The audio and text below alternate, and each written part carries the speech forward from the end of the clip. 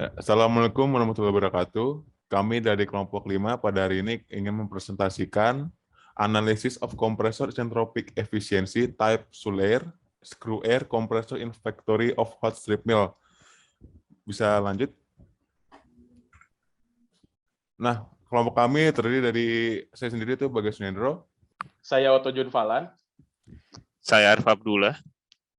Saya Aksal Tanwin. Kini bisa lanjut ke slide selanjutnya. Nah, sebelum kita memasuk ke lebih detail tentang kompresor, yang pertama itu, apa sih itu kompresor? Jadi, kompresor adalah mesin yang menempatkan udara atau gas, atau secara umum biasanya menghisap udara dari atmosfer, yang secara fisika merupakan campuran beberapa gas dengan susunan 78% nitrogen, 21% oksigen, dan 1% campuran argon, karbon dioksida, uap air, minyak, dan lainnya. Nah, fungsi dari sebuah kompresor ini adalah menaikkan tekanan suatu gas. Tekanan gas dapat dinaikkan dengan memaksakan untuk mengurangi volumenya, dan ketika volumenya dikurangi, dan tekanannya akan naik. Kemudian bisa lanjut ke slide selanjutnya.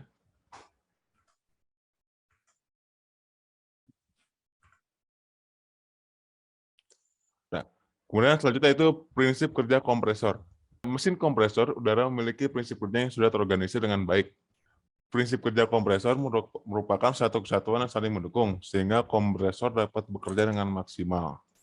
Nah, prinsip kerja dari sebuah kompresor biasanya terbagi menjadi 4 prinsip, yaitu yang pertama ada staging. Nah, kompresor mempunyai kemampuan untuk menurunkan suhu tekanan udara dan meningkatkan efisiensi tekanan udara. Tekanan udara yang dihasilkan oleh kompresor mampu mengendalikan suhu dari kompresor untuk melanjutkan proses berikutnya. Selama proses kerja kompresor, suhu dari mesin kompresor menjadi tinggi dan meningkat, sesuai dengan tekanan yang terdapat dalam kompresor tersebut. Sistem ini lebih dikenal dengan nama polytropic compression. Jumlah tekanan yang terdapat pada kompresor juga meningkat seiring dengan peningkatan dari suhu kompresor itu sendiri. Kemudian yang kedua, next. Yang kedua itu intercooling. Pengendali panas atau yang lebih dikenal dengan intercooler merupakan salah satu langkah penting dalam proses kompresi udara. Intercooler mempunyai fungsi untuk mendinginkan tekanan udara yang terdapat dalam tabung kompresor, sehingga mampu digunakan untuk keperluan lainnya. Suhu yang dimiliki oleh tekanan udara dalam kompresor ini biasanya lebih tinggi jika dibandingkan dengan suhu ruangan. Kemudian yang ketiga itu ada compressor displacement and volumetric efficiency.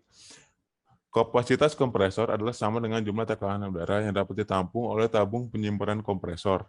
Kapasitas sesungguhnya dari kompresor dapat mengalami perubahan kapasitas. Penurunan ini dapat diakibatkan oleh penurunan tekanan pada intake, pemanasan dini pada udara yang masuk ke kompresor, kebocoran, dan ekspansi volume udara. Sedangkan yang dimaksud dengan volumetric efficiency adalah rasio antara kapasitas kompresor dengan kompresor displacement. Kemudian yang terakhir, next slide, yaitu specific energy consumption. Consumption ini pada kompresor adalah tenaga yang digunakan kompresor untuk melakukan kompresi udara dalam setiap unit kapasitas kompresor. Biasanya specific energy consumption pada kompresor ini dilambangkan dengan satuan BHP per 100 kubik feet meter. Nah, untuk selanjutnya akan dibawakan oleh Aksal Tanwin. Dipersilakan. Terima kasih, Bagas. Saya akan menjelaskan tentang jenis-jenis kompresor. Di kehidupan modern ini, konsep dari kompresor itu sudah mempunyai kegunaan yang sulit dipisahkan dari kehidupan sehari-hari, yang bisa digunakan dalam bidang industri, pertanian, dan juga sampai ibu rumah tangga, yang tugasnya itu beraneka ragam dari pemakaiannya. Klasifikasinya itu adalah sebagai berikut. Yang pertama adalah yang berdasarkan tekanan. Yang pertama itu dari tekanan itu kita bisa mendapatkan kompresi atau pemampat, yaitu biasanya kompresor tipe ini adalah tipe yang digunakan untuk kompresor yang bertekanan tinggi. Yang kedua itu adalah blower, yaitu peniup. Tipe ini biasanya digunakan untuk kompresor bertekanan rendah. Dan yang terakhir adalah fan atau kipas. Tipe ini digunakan untuk kompresi yang biasanya bertekanan sangat rendah. Berdasarkan pemampatannya, Yang pertama itu ada turbo. Turbo itu tugasnya itu adalah menaikkan tekanan dan kecepatan dari gas-gas yang diberikan dengan gaya sentrifugal yang ditimbulkan oleh impeller atau dengan gaya angkat atau lift yang ditimbulkan oleh sudut. Yang kedua adalah perpindahan. Jenis perpindahan ini adalah menaikkan tekanan dengan memperkecil atau memanfaatkan volume dari gas yang dihisap ke dalam suatu silinder atau stator untuk menciptakan tekanan. Nah, dari perpindahan ini itu juga dibagi menjadi dua, yaitu jenis rotary dan bolak-balik. Rotary itu sebagai contoh itu adalah rotary screw compression, dan jenis bolak-balik yaitu adalah piston aksi ganda. Berdasarkan konstruksinya itu ada 7 titik, yaitu yang pertama adalah berdasarkan jumlah tingkat kompresi, yaitu tingkat 1, tingkat 2, dan tingkat 3.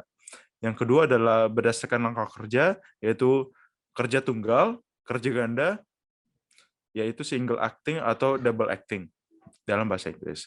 Yang ketiga adalah berdasarkan susunan silinder, yaitu mendatar atau straight, bentuk L atau L-twin, atau bentuk V, yaitu V-twin, atau bahkan bentuk W atau W engine.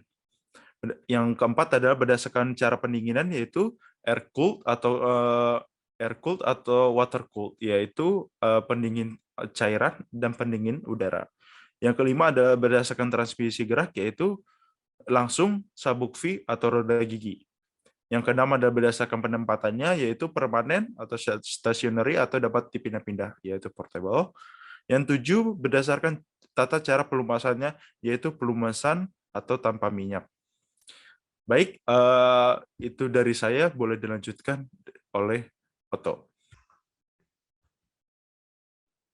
Oke, terima kasih Saudara Aksal. Untuk selanjutnya, kompresor positif displacement.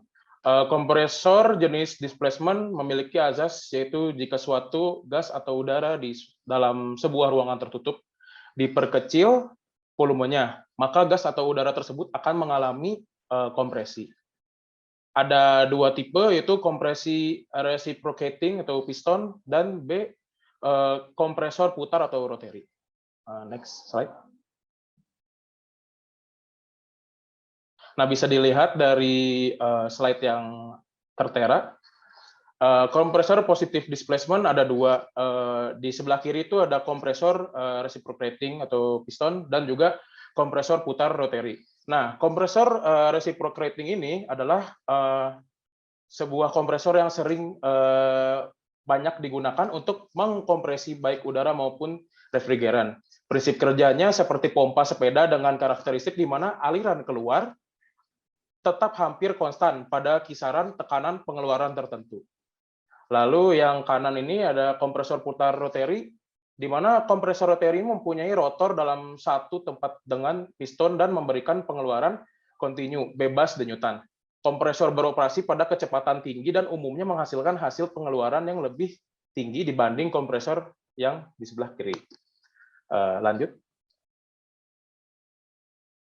Nah, kompresor dinamis. Ada 2 tipe. Kompresor sentrifugal, yaitu kompresor udara sentrifugal merupakan kompresor dinamis yang tergantung pada transfer energi dari impeller berputar ke udara. Rotor melakukan pekerjaan ini dengan mengubah momen dari tekanan udara.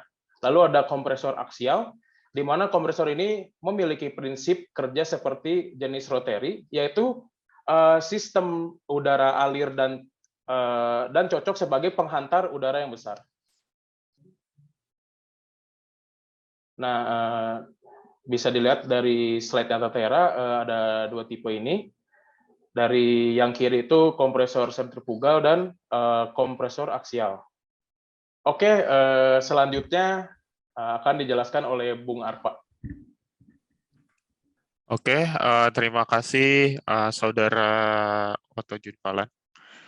Selanjutnya saya akan menerangkan tentang peranan dan fungsi pada kompresor.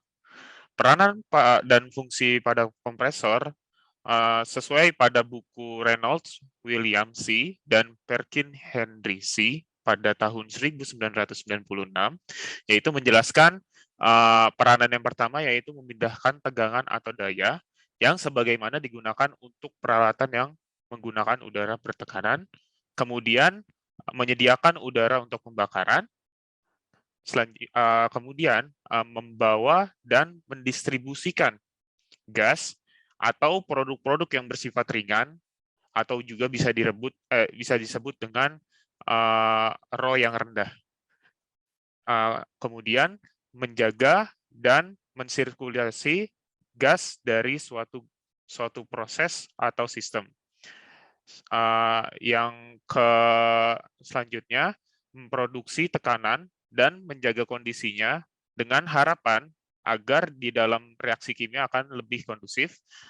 Yang terakhir yaitu memproduksi dan menjaga tekanan agar gas yang tidak diinginkan untuk masuk ke dalam suatu sistem yang bertekanan tersebut. Selanjutnya, boleh.